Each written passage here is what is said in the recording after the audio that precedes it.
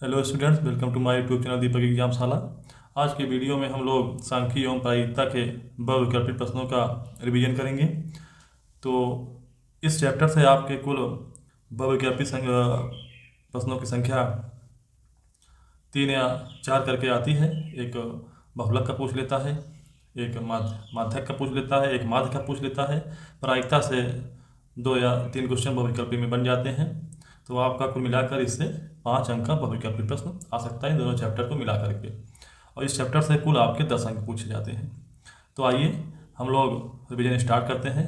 Revision start करने से पहले आप लोग चैनल को शेयर कर दीजिए, सब्सक्राइब कर दीजिए, जिससे और भी बच्चों तक मेरी यह वीडियो पहुंच सके और उनका भी रिवीजन सतत रूप से चलता रहे। मैंने पिछले वीडियोज में प्रत्येक चैप्टर का बहुविकल्पी, अतलघुत्ती, लघुत्ती एवं दीर्घोत्तरी प्रश्नों का क्रम वाइज रिवीजन करवाया है। आप मेरे वीडियो से इन सभी प्रश्नों को देख करके, उन सभी चैप्टरों को वीडियोज को देख करके अपने चैप्टर को मजबूत कर सकते हैं एवं उनका रिवीजन कर सकते हैं। तो आइए हम लोग प्रश्न पर चलते हैं। क्या लिखा है कि वर्गीकृत आंकड़ों का बहुलक ज्ञात करने का सूत्र है। तो कौन सूत्र है? इन 4 ऑप्शन आपको दिए गए हैं। इन चारों ऑप्शनों में बहुलक हम लोग किससे ज्ञात करते हैं? तो आपको पता होगा, जो पहला सूत्र है यह माध्यिका ज्ञात करने का सूत्र है।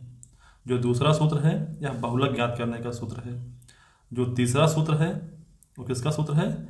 माध्य ज्ञात करने का। और चौथा भी कल्पित माध्य विधि से माध्य ज्ञात करने का सूत्र है। तो हम लोगों का कौन सा ऑप्शन सही है? हम लोगों का ऑप्शन बी सही है। बहुलक बराबर होता है आपका बी ऑप्शन सही है। अगले क्वेश्चन पर चलते हैं। अगला क्वेश्चन आप देखिए क्या लिखा है। वर्गीकृत आंकड़ों का माध्य ज्ञात करने का की कल्पित विधि है। कल्पित विधि है, देखिए तो इन सभी में से कल्पित माध्य विधि कौन सी है? तो अच्छे से आप देखेंगे तो पहला तो प्रत्यक्ष विधि है, दूसरी विधि जो है पग विचलन विधि है, तीसरी विधि आपकी क्या है? यही कल्पित माध्य विधि है। इसी से हम लोग क्या निकालते हैं? कल्पित माध्य निकालते हैं। तो आपका ऑप्शन कौन सही है? आपका ऑप्शन सी सही है। सी ऑप्शन सही है। चौथे ऑप्शन पर देखिए, यह आपका बहुलक ज्ञात करने का, वो माध्यिका ज्ञात करने का सूत्र है। ये किसका सूत्र है? माध्यिका का। अगले क्वेश्चन पर चलते हैं। क्या लिखा है? यदि 5, 10, 15, और 20, 35 और 40 का समांतर माध्य 21 हो तो आर का मान होगा। हम लोगों को आर का मान निकालना है। समांतर माध्य हमको 21 दिया गया है। सूत्र लगाएंगे, समांतर माध्य बराबर पदों का योग बटे पदों की संख्या। पदों की संख्या। माध्य दिया गया 21 रख दीजिए, पदों को जोड़ लीजिए। 5, 10, 15, 15, 15, 30, 30, 20, 50, 50, 35, 85 और 85 में आप लोग 40 जोड़ेंगे तो 125 हो गया। 125 प्लस आर, 125 प्लस आर आया अपान पदों की संख्या कितनी है? 1, 2, 3, 4, 5, 6, 7। कितना है? 7। तो कितना हो जाएगा आपका? तिरछा गुणा कर दीजिए तो आपका आ जाएगा ये 7 1 के साथ 7 दूनी 14, 147 बराबर 125 प्लस आर। तो आर का मान क्या हो जाएगा? आर बराबर हो जाएगा आपका 147 माइनस 125। तो आपका आ जाएगा ये कितना आ जाएगा? करेंगे तो 22 आएगा। कितना आएगा? 22। तो आपका बी ऑप्शन सही है। इसमें कौन सा ऑप्शन सही हुआ? बी। अगला चलते हैं क्वेश्चन। लिखा है आंकड़ों का माध्यक ज्ञात करने का सूत्र है। माध्यक ज्ञात करना है तो लिखा तो है लेकिन अपान एफ नहीं है, इस कारण से ऑप्शन गड़बड़ है। अगला ऑप्शन तो पूर्ण रूप से गड़बड़ है। फिर अगले ऑप्शन पर आते हैं जिसमें गुणा एच करके नहीं लिखा है, तो ये भी ऑप्शन गलत है। लेकिन इस ऑप्शन में कुछ जो चौथा ऑप्शन है आपका, यही ऑप्शन आपका सही है। डी ऑप्शन आपका सही है। अगला क्वेश्चन देखते हैं। पूछ रहा है आंकड़ों 2, 6, 4, 2, 0, 2, 1, 3, 2, 3 का बहुलक है। तो बहुलक वह अंक होता है जो आंकड़े में सबसे ज़्यादा बार आया रहता है। तो आप देखिए 2 सबसे ज़्यादा बार आया है कि 6 सबसे ज़्यादा बार आया, 0 आया, 4 आया, 3 आया है। हम लोग गिन लेते हैं 2 कितनी बार आया? 1, 2, 3, 4 बार आया है। और 3 कितनी बार आया, 3 2 बार आया है। और 4 कितनी बार आया, 4 1 बार आया है। 0 0 1 बार आया, तो मतलब कि 2 सबसे ज़्यादा बार आया है। तो 2 आपका क्या हो जाएगा, ऑप्शन सही हो जाएगा, सी ऑप्शन आपका सही है। अगले क्वेश्चन पर चलते हैं। क्या लिखा है, वर्ग अंतराल 15 से 20 का वर्ग चिन्ह है। वर्ग चिन्ह मतलब मध्यमान। तो आप क्या करिए, 15 और 20 को जोड़ लीजिए। मध्यमान कैसे निकालते हैं, ये लोअर लिमिट और अपर लिमिट को जोड़ करके आधा कर देते हैं। क्या आ जाएगा, वर्ग चिन्ह बराबर, वर्ग चिन्ह बराबर आ जाएगा 15 और 20 को जोड़ेंगे तो 35 आएगा। 35/2, इसका मान कितना हो जाएगा, 17.5। कितना आ जाएगा, 17.5। आपका ये डी ऑप्शन सही है। अगले क्वेश्चन पर चलते हैं। क्या लिखा है, 2 से 12 तक की विषम संख्याओं का समांतर माध्य होगा। तो 2 से 12 तक की आप विषम संख्या लिखिए। विषम संख्या क्या हो जाएगी, 3 5 7 9 11। क्या हुई आपकी, 2 से 12 तक की विषम संख्याएं हुई। इनको आप जोड़ लीजिए। समांतर माध्य बराबर क्या होता है, समांतर माध्य बराबर पदों का योग बटे पदों की संख्या। पदों का योग बटे पदों की संख्या क्या हो जाएगा, जोड़ लीजिए। 5 3 8 8 7 15 15 9 24 24 11 35। 35 बटे कितना पद है, 1 2 3 4 5, 5 से भाग दीजिए। कितने आ जाएगा, 7 आ जाएगा। कौन सा ऑप्शन सही है, ऑप्शन डी सही है इसमें। अगले क्वेश्चन पर चलते हैं। क्या दिया है, यदि alpha alpha plus 2 alpha plus 4 alpha plus 6 तथा अल्फा प्लस 8 का समांतर माध्य 11 है तो अल्फा का मान ज्ञात करना है। हम लोग कैसे करेंगे, देखिए आपका हो जाएगा समांतर माध्य बराबर पदों का योग। तो alpha plus 2 plus alpha plus 4 plus alpha plus 6 plus alpha plus 8 अपान कितना है, कितना पद है, 1 2 3 4 5 पद है, 5 कर दीजिए। अब समांतर माध्य का मान 11 दिया गया है, 11 रख लीजिए। इक्वल टू जोड़िए, अल्फा का ठोर है 1 2 3 4 5 अल्फा है, 5 अल्फा हो गया। प्लस इसमें जोड़िए 2 4 6 6 6 12 12 8 20 बटे 5। अब क्या हो जाएगा, तिरछा गुणा कर लेंगे। इसका हर एक मान लीजिए, तिरछा गुणा करेंगे तो 5 अल्फा प्लस 20 आ जाएगा, 11 5 55। तो क्या आएगा, 5 अल्फा बराबर 55 माइनस 20। तो आपका क्या आएगा, 5 अल्फा बराबर 55 माइनस 20 करने कितना आएगा, आपका 35 आएगा। तो अल्फा बराबर क्या आ जाएगा, 5 7 35, 7 आ जाएगा। कितना आ जाएगा, 7 आ जाएगा। तो अल्फा का मान कितना होगा, 7। ए ऑप्शन आपका सही है। अगले क्वेश्चन पर चलते हैं। क्या लिखा है, केंद्रीय प्रवृत्ति की माप है। तो आप जान लीजिए केंद्रीय प्रवृत्ति की माप 3 ठोर होती है। नंबर 1 माध्य है, जिसको आप लोग समांतर माध्य कहते हो। नंबर 2 माध्यिका, जिसको आप लोग माध्यक कहते हो या माध्यिका कहते हो। नंबर 3 आपका बहुलक। ये आपका क्या है, केंद्रीय प्रवृत्ति का माप है, केंद्रीय प्रवृत्ति की माप है।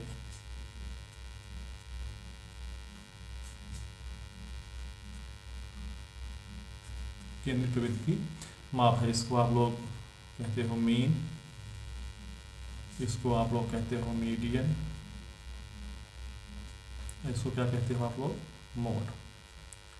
इन तीनों के अलावा कोई भी केंद्रीय प्रवृत्ति की माप नहीं होती है।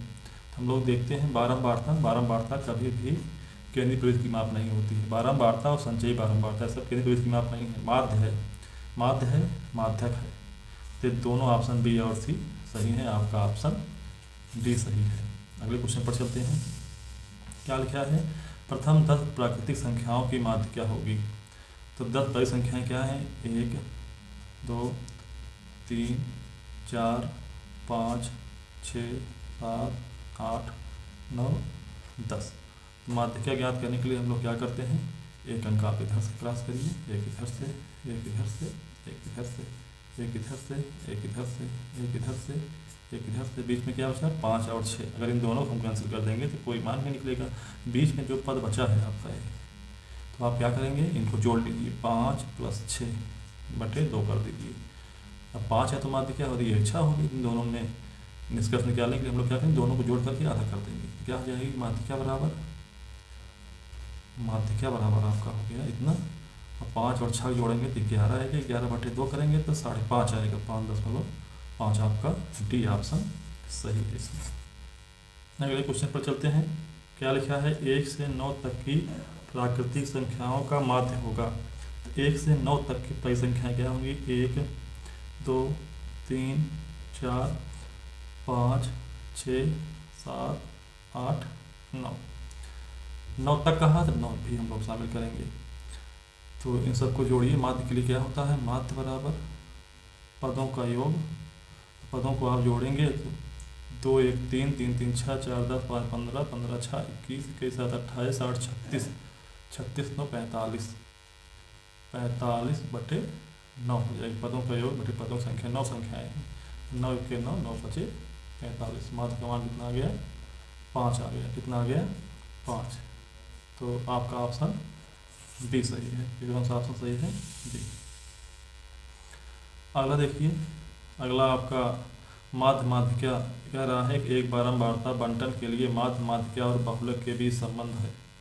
कि बहुलक के बीच आपको क्या बताना है, संबंध। तो क्या सूत्र याद कर लीजिए, बहुलक बराबर होता है माध्य।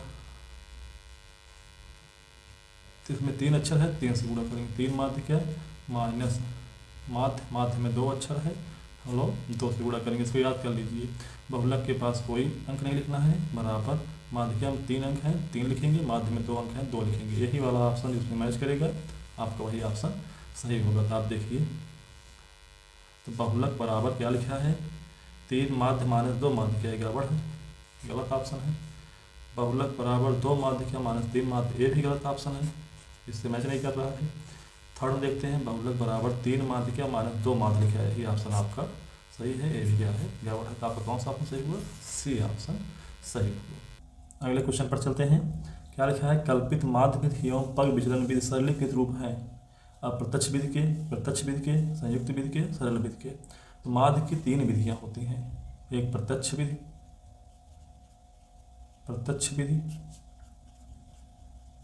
एक कल्पित माध्य विधि,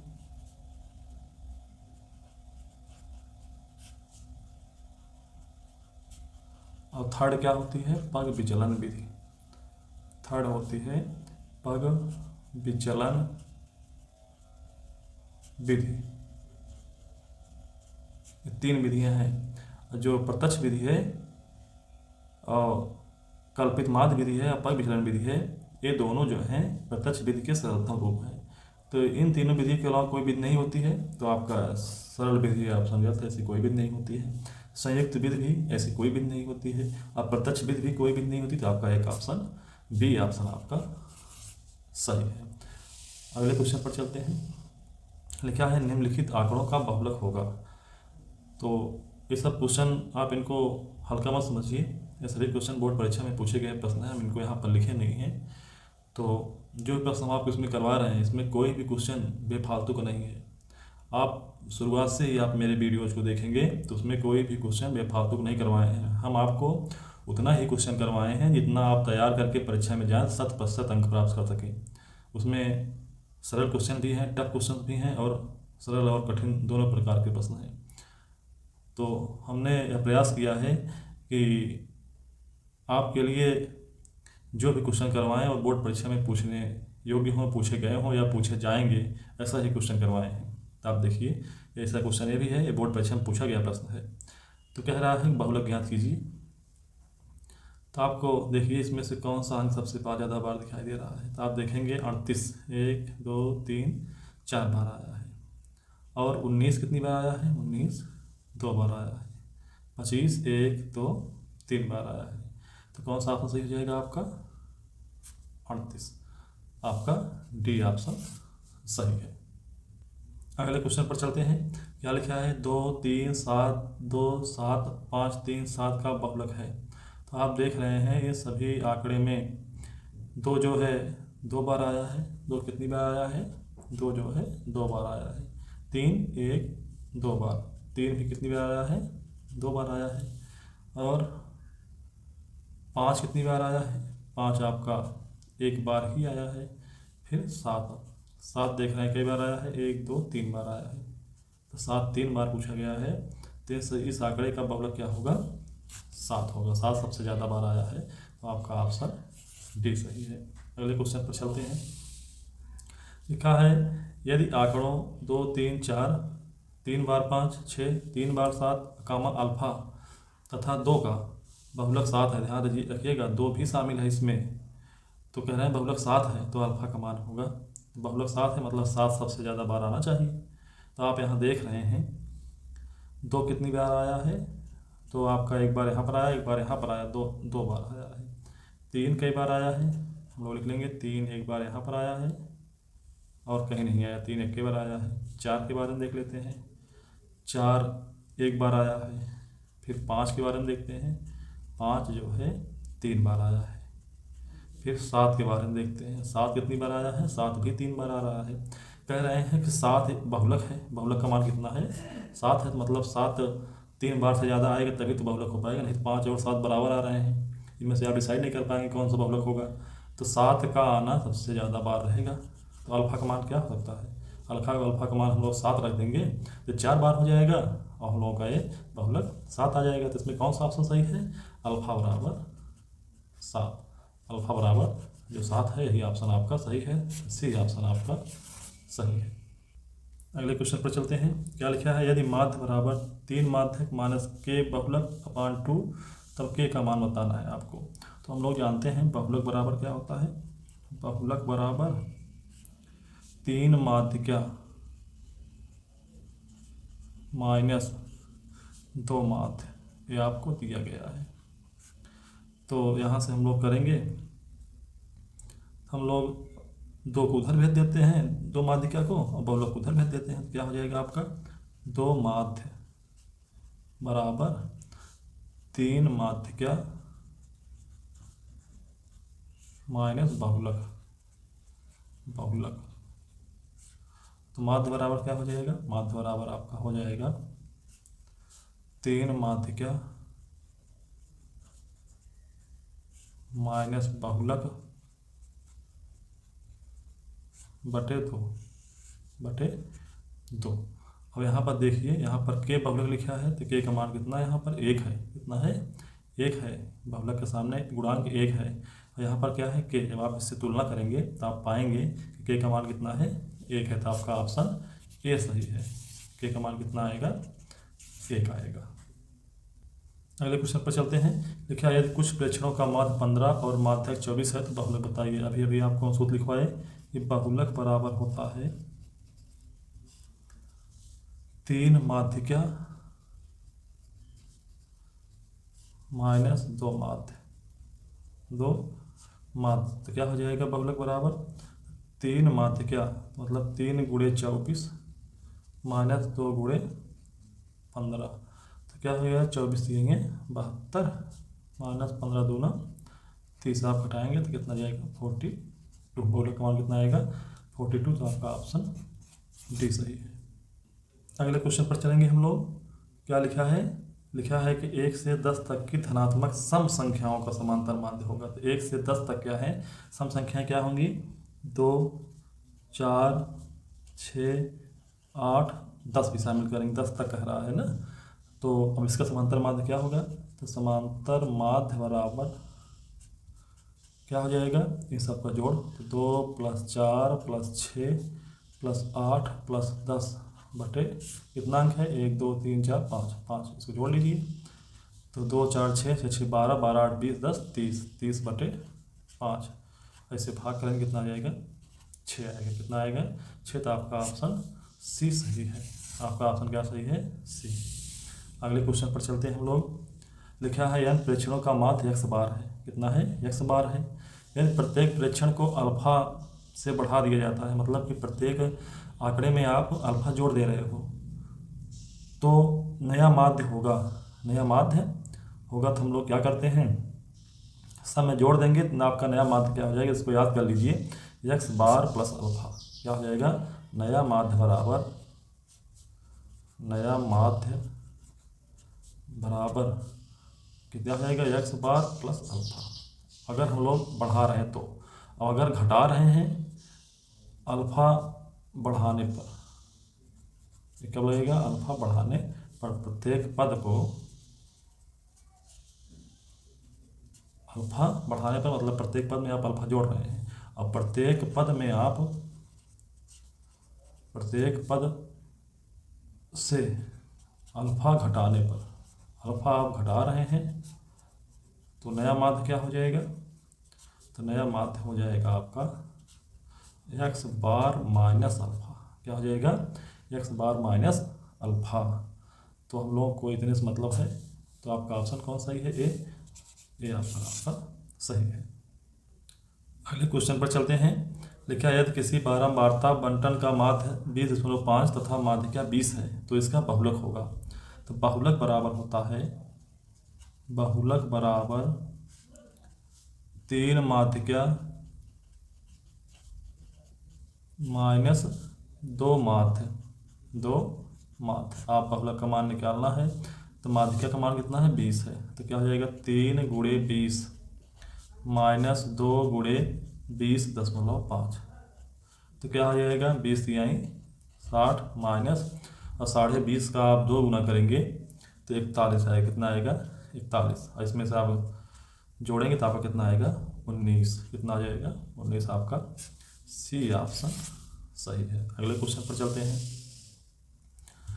आपको एक बारंबारता बंटन दिया गया है, इसमें वर्ग अंतराल है, इसमें क्या है, बारंबारता है। आपको क्या निकालना है, बहुलक वर्ग। तो बहुलक वर्ग निकालने के लिए हम लोग सबसे बड़ी बारंबारता के पास चलते हैं। तो सबसे बड़ी बारंबारता क्या है, तो सर्वाधिक बारंबारता आपकी 23 है। 23 के ऊपर सामने वाला जो वर्ग अंतराल होगा वही क्या हो जाएगा, आपका बहुलक वर्ग हो जाएगा।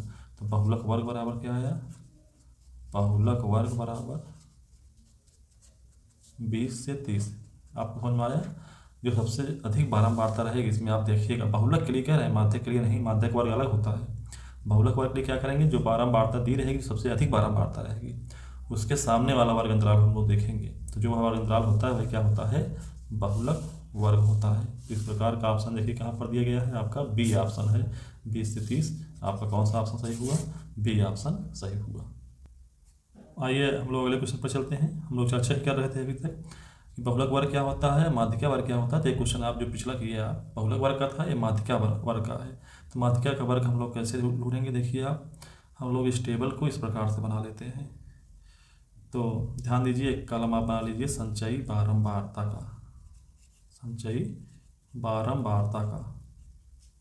तो 2 का 2 ही रहेगा, 2 में 8 जोड़ेंगे तो 10, 10 में 12 जोड़ेंगे तो 22, 22 में 13 जोड़ेंगे तो कितना आएगा 35, 35 में 10 जोड़ेंगे तो 45। इसको भी जोड़ लीजिए, 2 8 10, 10 12 22, 22 13 35 10 45। आपका n बराबर कितना आ रहा है 45। तो आपका एक पोर्शन ऐसे पोर्शन बराबर होना चाहिए। तो n का मान कितना आ गया 45 आ गया। तो n का मान कितना आया 45। तो n/2 का मान कितना हो जाएगा 45/2। 45 का आधा आप लोग करते हो तो कितना हो जाता है 22.5। अब 22.5 कहाँ पर आएगा, तो 22 से ज़्यादा 22.5 इसमें पड़ेगा आपका, ठीक है ना। 22 पद तक तो इसमें आ जा रहे हैं, लेकिन 22 के बाद जितने पद आएंगे, 22 के बाद 23, 22.5वां पद इस वाले वर्ग अंतराल में पड़ेगा। तो आपका क्या हो जाएगा, ये आपका कौन सा अंतराल हुआ, माध्यिका वर्ग। माध्यिका वर्ग क्या हुआ आपका, माध्यिका वर्ग बराबर 30 से 40। आपका ऑप्शन बी सही है, बी ऑप्शन सही है। अगले क्वेश्चन पर चलते हैं। यहाँ से प्रायिकता का क्वेश्चन स्टार्ट है। आप देखिए, किसी प्रयोग की सभी प्रारंभिक घटनाओं की प्रायिकताओं का योग होता है। तो चाहे जितने प्रयोग हों उन सभी प्रायिकताओं का योग हमेशा, प्रायिकता का योग जो आता है, प्रायिकता का योग हमेशा 1 के बराबर होता है। मतलब कि प्रायिकता का मान 1 के बराबर है, 1 से छोटा, और प्रायिकता का मान जीरो के बराबर या जीरो से बड़ा होता है। जब प्रायिकता का मान जीरो आता है इसको हम लोग असंभव घटना कहते हैं, और जब प्रायिकता का मान एक आता है इसको हम लोग निश्चित घटना कहते हैं, निश्चित घटना। और इसके बीच में जितनी संभावनाएं आपकी बनती हैं इसके बीच में ये सब क्या है, प्रायिकताएं हैं, संभावनाएं हैं। तो कितना मान आ जाएगा, सभी प्रायिकताओं का योग एक होता है। आपका बी ऑप्शन सही है। कौन सा ऑप्शन सही है, बी ऑप्शन। अगला क्वेश्चन देखते हैं हम लोग। लिखा है अच्छी प्रकार से फेंटी गई 52 ताश के पत्तों की एक गट्टी में से एक बासाह निकालने की प्रायिकता ज्ञात कीजिए। तो ताश की कुल पत्ती कितनी है, कुल पत्ती बराबर 52 है। इन 52 पत्ती में बासाह कितना होता है, बादशाह की संख्या 4 होती है। तो प्रायिकता क्या हो जाएगी, बादशाह निकालने की प्रायिकता, निकालने की प्रायिकता क्या हो जाएगी, प्रायिकता आपकी हो जाएगी बादशाह की संख्या बटे कुल पत्ती। तो बादशाह 4 है, कुल पत्ती 52 है। तो 4 1 4, 4 13 में 52, 1/13 आपका आंसर आ गया। तो 1/13 आपका सी ऑप्शन सही है। अगले क्वेश्चन पर चलते हैं। क्या लिखा है, उस घटना जिसका घटित होना असंभव है की प्रायिकता है। अभी आपको बताए कि असंभव घटना, असंभव घटना की जो प्रायिकता है शून्य होती है। क्या होती है, शून्य बराबर शून्य। और निश्चित घटना की, जो निश्चित घटना होती है उनकी प्रायिकता हमेशा एक होती है। जिसमें असंभव पूछ रहा था, असंभव घटना की प्रायिकता शून्य होती है। ऑप्शन डी सही है आपका। आइए अगले क्वेश्चन पर चलते हैं। लिखा है probability of E equal to 0.05 है तो ई नहीं की प्रायिकता है। ई नहीं की प्रायिकता आपको ज्ञात करना है। तो आप लोग भली प्रकार से जान लीजिए, किसी भी घटना के घटित होने की प्रायिकता प्लस घटित नहीं होने की प्रायिकता, ई नहीं, ये बराबर होता है एक के। इन दोनों का मान एक के जोड़ के बराबर होता है। कभी कभी इसी चीज़ को हम लोग ये लिखते हैं प्रोबेबिलिटी ऑफ ई, इस प्रकार से भी लिखते हैं, plus probability of E dash equal to 1। E dash मतलब ई नहीं। या इसी को हम लोग और भी लिखते हैं probability of E plus probability of E के ऊपर कॉम्प्लीमेंट लगा देते हैं, इक्वल टू 1 होता है। तो अभी आप लोग इतनी पढ़िए। तो इसमें से प्रोबेबिलिटी ऑफ ई का मान दिया गया है, तो आप लिखिए, रख दीजिए प्रोबेबिलिटी ऑफ ई का मान 0.05 प्लस प्रोबेबिलिटी ऑफ ई नहीं, क्या हो जाएगा, ई नहीं बराबर क्या हो जाएगा, 1। तो प्रोबेबिलिटी ऑफ ई नहीं का मान निकालेंगे, बराबर जाएगा 1 माइनस 0.05। आपका आ गया मान 0.95। कितना आ गया, 0.95। ऑप्शन सी सही है आपका। अगले प्रश्न पर चलते हैं। निम्नलिखित में यह संख्या किसी घटना की प्रायिकता नहीं हो सकती, नहीं हो सकती। तो देखते हैं। अभी अभी आपको बताया किसी भी घटना की प्रायिकता का मान 1 या 1 के बराबर होता है और 0 या 0 से बड़ा होता है। मतलब 0 से लेकर के 1 तक ही प्रायिकता का मान आता है। ये सभी भिन्न हैं। जिसका अंश छोटा है हर बड़ा है उनका मान तो 0 से क्या आएगा, 0 1 से कम ही आएगा। और जिनका हर छोटा है अंश बड़ा है उनका मान 1 से, इसका मान क्या है, इसका मान है लेस देन 1। इसका मान क्या है, ग्रेटर देन 1। इसका मान क्या है, तो ये तो हो सकती है, यही नहीं होएगी। तो क्या ऑप्शन होगा आपका, बी ऑप्शन सही है। क्योंकि 4/3 का मान 1 से ज़्यादा हो जा रहा है और प्रायिकता का मान कभी भी 1 से ज़्यादा नहीं आएगा। प्रायिकता का मान कभी भी 1 से ज़्यादा नहीं आएगा। अगले क्वेश्चन पर चलते हैं। लिखा है घटना ई की प्रायिकता एक ऐसी संख्या प्रोबेबिलिटी ई है कि प्रायिकता ऑफ ई का मान 1 से ज़्यादा होगा। ये गलत ऑप्शन है, कभी भी नहीं होता है। प्रायिकता का मान 1 से ज़्यादा होगा और क्या हो जाएगा, 0 से कम होगा, ये भी गड़बड़ है। प्रायिकता का मान ऋणात्मक नहीं होगा, ऋणात्मक नहीं होगा, ऋणात्मक नहीं। प्रायिकता का मान जो है 1 से कम या 1 के बराबर, 1 के बराबर। पी का मान 0 या 0 से अधिक। तो आपका अभी बताए थे मतलब प्रायिकता का मान 1 या 1 के बराबर होगा, 0 या 0 से बड़ा होगा। तो आपका ऑप्शन सी सही है। कौन सा ऑप्शन सही है? सी। अगला देखिए, किसी भी घटना ई के लिए प्रायिकता ऑफ ई प्लस प्रायिकता ऑफ ई नहीं का मान है। तभी अभी आपको बताए थे probability of E plus probability of E नहीं। ई नहीं को हम लोग इस प्रकार से लिखते हैं, बराबर 1 होता है। कितना होता है? 1 होता है के बराबर। तो आपका ऑप्शन सी सही है। कौन सा ऑप्शन सही है? सी।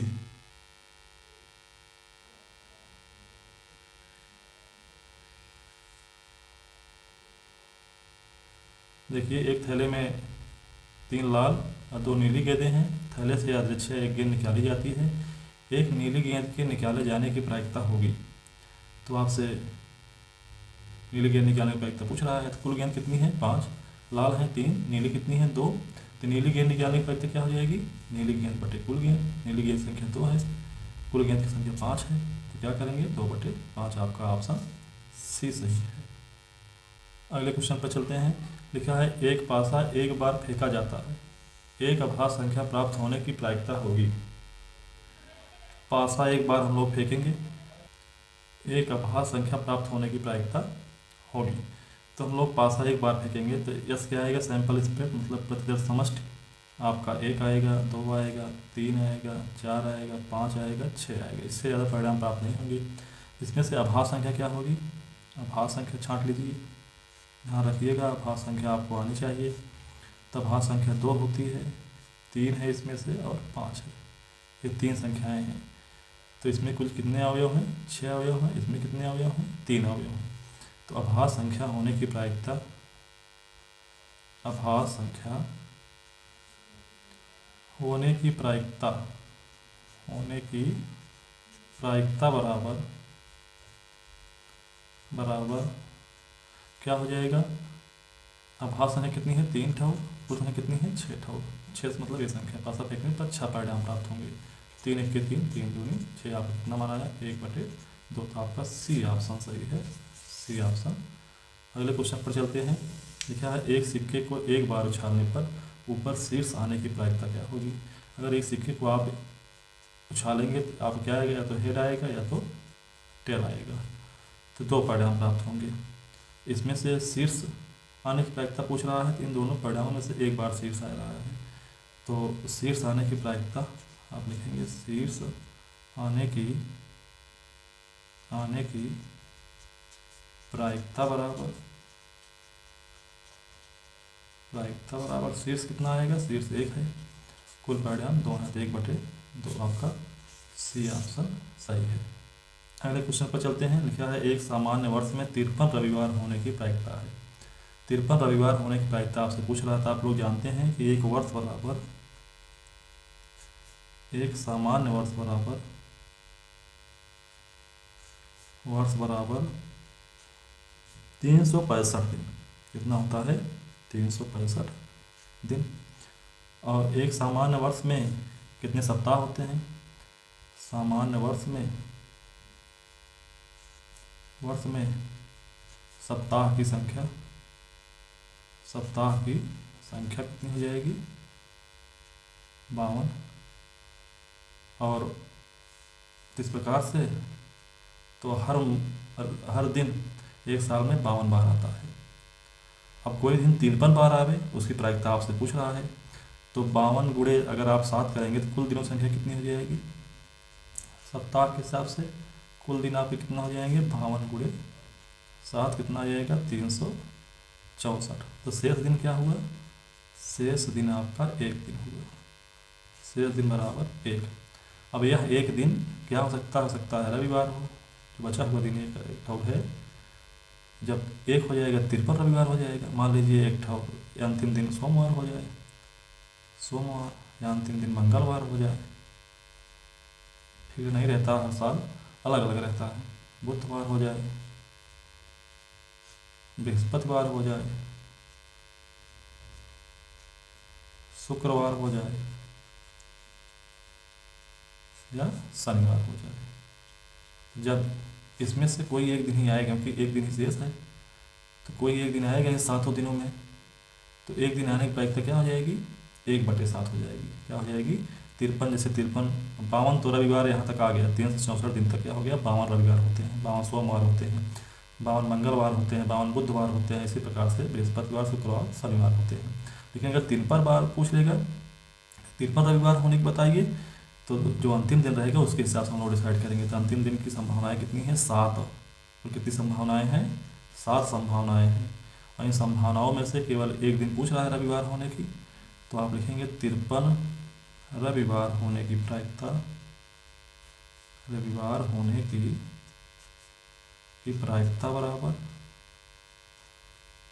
1/7, 1/7। इसी प्रकार से 53 सोमवार होने की प्रायिकता 1/7, 53 मंगलवार होने की प्रायिकता 1/7। लेकिन सामान्य वर्ष में, इसमें सामान्य वर्ष में कह रहे हैं, 53 बुधवार होने की प्रायिकता 1/7, 53 बृहस्पतिवार होने की प्रायिकता 1/7, 53 शुक्रवार होने की प्रायिकता 1/7, 53 शनिवार होने की प्रायिकता 1/7। तो इस प्रकार से अगर सामान्य वर्ष आएगा तो किसी भी दिन के 53 बार आने की प्रायिकता 1/7 होगी। तो आपका ऑप्शन सी सही है, और ऑप्शन सही है सी। अगला देखिए, लीप वर्ष का भी क्वेश्चन आता है। एक अधिवर्ष या लीप वर्ष में 53 सोमवार होने की प्रायिकता बताइए। अब वही बात हुई कि 52 बार तो हर चीज़ हर आता है, एक लीप वर्ष में कितने दिन होता है, एक लीप वर्ष बराबर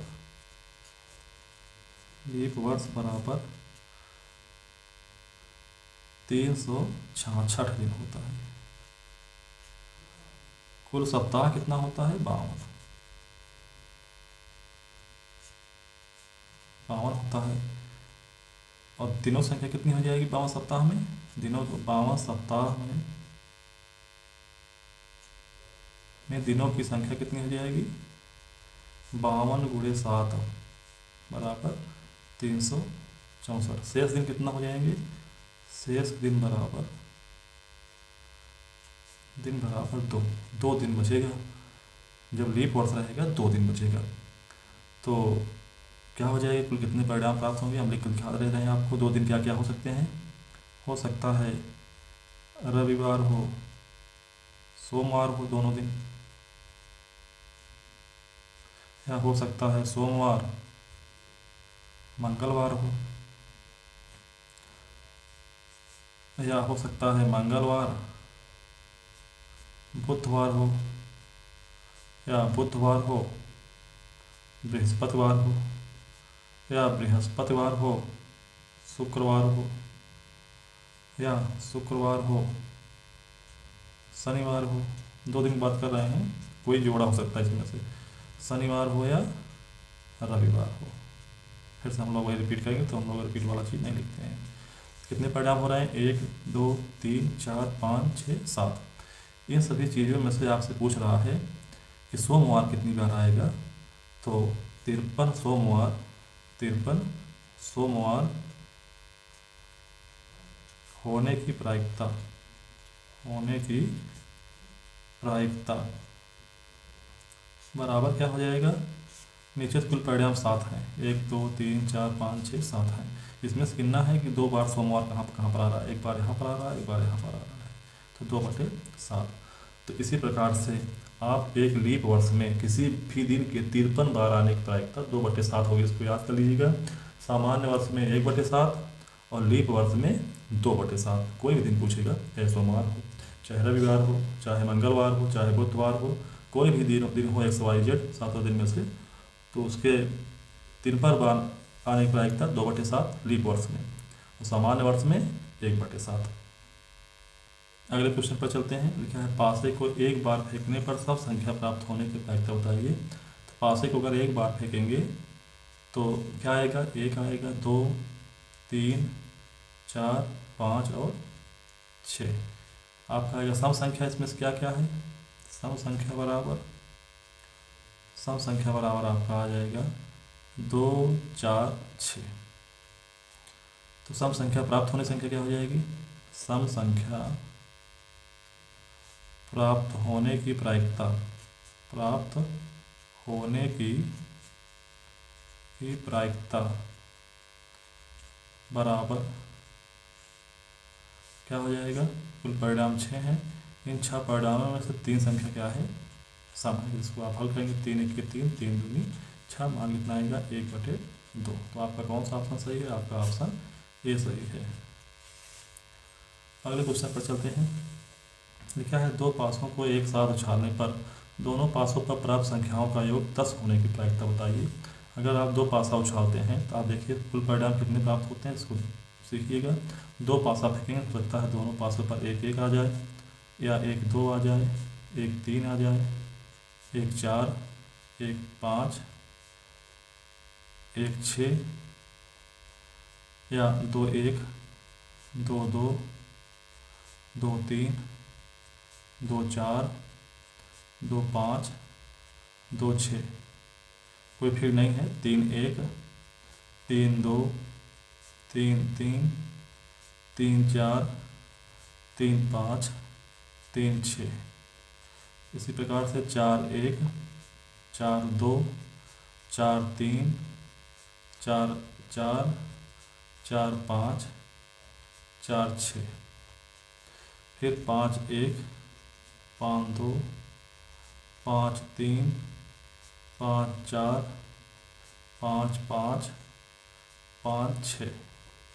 फिर क्या आएगा? 6 1, 6 2, 6 3, 6 4, 6 5, 6 6। इतने परिणाम आपको प्राप्त होंगे। तो ये कुल आपके 36 परिणाम हैं। कह रहे हैं अगर फेंकेंगे तो पासों पर प्राप्त संख्याओं का योग 10 होना चाहिए। तो इन सभी परिणामों में से आप उस परिणाम को खोजिए जिसको जोड़ने पर 10 आ जाए। आप देखिए 4 और 6, एक तो आपका ये हुआ, एक परिणाम ये हुआ, और 5 5 भी, 5 5 5 जोड़ेंगे तो 10 आएगा। फिर 6 4, इसके अलावा किसी भी अंक को आप जोड़ेंगे 10 नहीं आएगा। तो हम लोग क्या करते हैं, हम लोगों को योग 10 होने का क्या आएगा? योग 10 वाला परिणाम क्या रहेगा? आपके 3 परिणाम हैं। कौन कौन से? 4 6, 5 5 और 6 4। इन 36 परिणामों में से केवल 3 परिणाम ऐसे हैं जिनका योगफल क्या हो जा रहा है? 10 आ रहा है। तो प्रायिकता क्या हो जाएगी? प्रायिकता बराबर आ जाएगा 3/36। 3/36 को आप हल करेंगे, 3 1 3, 3 बार हमें 36, 1/12 आएगा। कितना आएगा? 1/12। आपका ऑप्शन ए सही है। कौन सा ऑप्शन सही है? ए ऑप्शन सही है। अगले क्वेश्चन पर चलते हैं। लिखा है एक बक्से में 6 नीले, 4 सफ़ेद और 8 लाल कंचे हैं। यदि बक्से में से एक कंचा यादृच्छिक निकाला जाता है तो इसके नीले रंग के होने की प्रायिकता बताना है आपको। तो ध्यान दीजिए, कुल कितने कंचे हुए? कुल कंचे बराबर, जोड़ लीजिए, 6 4 10 8, 18 कंचे हुए। नीले कितने हैं? नीले बराबर 6 हैं। सफ़ेद कितने हैं? सफ़ेद 4 हैं। और लाल कितने हैं? लाल आपके 8 हैं। किसका पूछ रहा है? नीले रंग का। तो आप लिखेंगे नीले कंचे के होने की प्रायिकता, होने की प्रायिकता क्या हो जाएगी? प्रायिकता हो जाएगी नीले कंचे की संख्या मतलब 6, कुल कंचे की संख्या मतलब 18। इसको हल करेंगे तो 6 1 6, 6 3 18, 1/3 आंसर आ जाएगा। आपका ऑप्शन कौन सही है? आपका ऑप्शन सी सही है। लास्ट क्वेश्चन पर चलते हैं। बच्चों, यदि आपको अच्छा लग रहा है, भविकल्पित प्रश्न को करने में आपको आनंद आ रहा है, आपको हर कॉन्सेप्ट समझ आ रहा है, तो आप हमारे चैनल को लाइक करिए, शेयर करिए, सब्सक्राइब करिए, जिससे आपका यह लाइक शेयर सब्सक्राइब ही हमें मोटिवेशन देता है, हमें आगे वीडियो बनाने के लिए और अच्छा कंटेंट प्रस्तुत करने के लिए। तो आप वीडियो को जरूर सब्सक्राइब करिए, लाइक करिए और अपने साथी के साथ शेयर करिए। आइए हम लोग लास्ट प्रश्न पर चलते हैं। लिखा है एक असंभव घटना की प्रायिकता है। तो असंभव घटना की प्रायिकता हमेशा 0 होती है और कभी भी ऋणात्मक प्रायिकता नहीं होती है, कभी भी इनफाइनाइट प्रायिकता नहीं होती है। एक प्रायिकता किसकी होती है? निश्चित घटना की, किसकी है, निश्चित घटना की, और एक किसकी प्रायिकता है, असंभव घटना की। तो बच्चों आज यहीं तक, मिलते हैं नेक्स्ट वीडियो में। आपका अति लघु उत्तरीय प्रश्न लेकर के सांख्यिकी एवं प्रायिकता का आप एंजॉय करेंगे और अच्छे से आपको प्रश्न करवाएंगे, जिससे आप लोगों का रिवीजन भी होता रहे। और आपको रविवार को हम दूसरा मॉडल पेपर करवाएंगे आपको। इसके पहले हम आपको 2 बोर्ड परीक्षा के प्रश्न करवा चुके हैं, एक मॉडल पेपर करा चुके हैं, एक प्री बोर्ड के क्वेश्चन करवा चुके हैं, और सभी चैप्टर्स का बहुविकल्पी, लघु उत्तरीय और दीर्घ उत्तरीय प्रश्नों का हम आपका रिवीजन करवाए हैं अच्छी तरीके से। आप जाकर देखिए, अपने चैप्टर का रिवीजन करिए और परीक्षा में अच्छे अंक प्राप्त करिए। धन्यवाद।